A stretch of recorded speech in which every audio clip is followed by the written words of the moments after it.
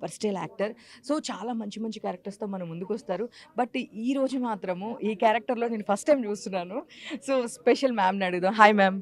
Hi. Hi. Hi. ఒక మంచి ప్రేమ కథతో మళ్ళీ వస్తున్నాను మీ ముందుకి.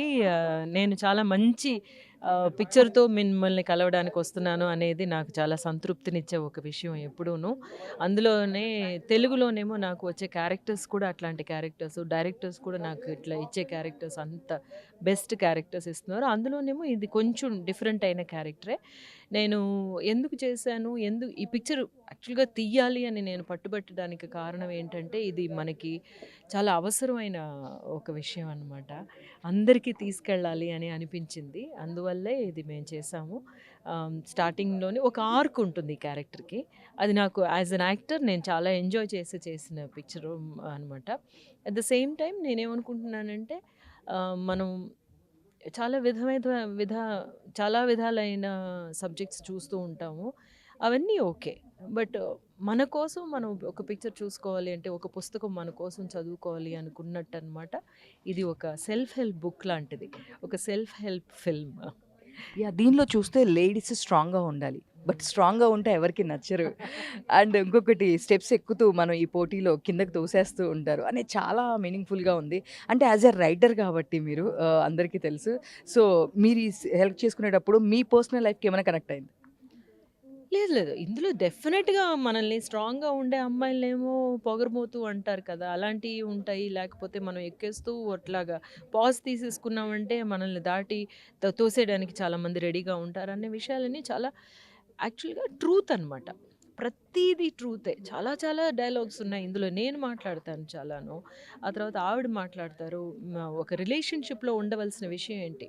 ఇందులో ఇంకోటేంటంటే ఒక మంచి ప్రేమ కథ అనేది అమ్మకి, కూతురికి మాత్రమే కాదు. హస్బెండ్‌కి, వైఫ్‌కి మధ్యన కూడా ఒక ప్రేమ అనేది ఎలాంటిది ఉండాలి అనే విషయం.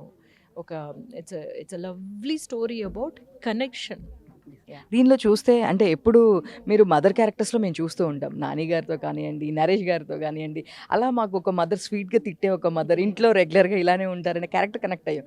ఫస్ట్ టైము మీ మదర్‌ని దీనిలో ఒక డైలాగ్ అడుగుతారు. నా పర్మిషన్ తీసుకోవా ఓల్డ్ ఏజ్ హోమ్‌కి వెళ్ళడానికి ఇట్లా అన్నప్పుడు.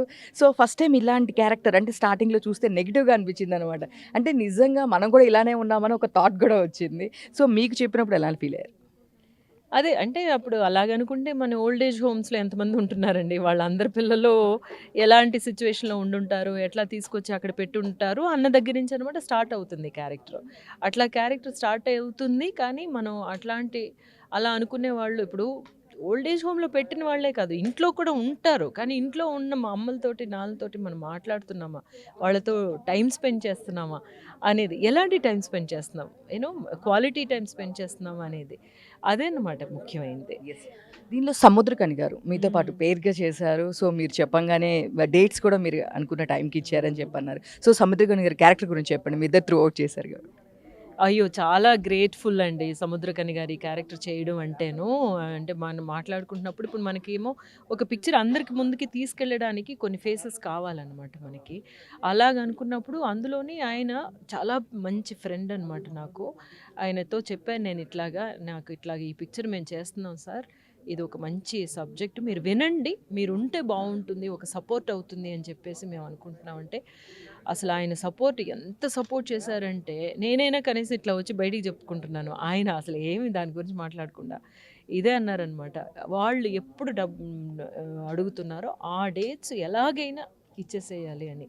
So, that is a great support. Money wise కానీ, అది కానీ, ఇది కానీ. He never demanded anything. So, ah, so, అంటే ఫైనల్ నేను తమిళ్‌లో చూసాను అలా ఆయన అలాంటివి చేయడం తమిళ్‌లో చూసాను నేను. బట్ ఇక్కడే చేశారు. I knew he would do something like that. ఫైనల్‌గా 'నాని' గారితో మళ్ళీ ఎప్పుడు చూడొచ్చు అలాంటి ఒక క్యూట్ రిలేషన్? అది నాని గారిని అడగాలి. లేపోతే డైరెక్టర్స్‌ని అడగాలి. మీరెవరన్నా మా కోసం ఇట్లాంటి సబ్జెక్ట్స్ రాస్తున్నారా అని డైరెక్టర్స్‌ని అడగాలి.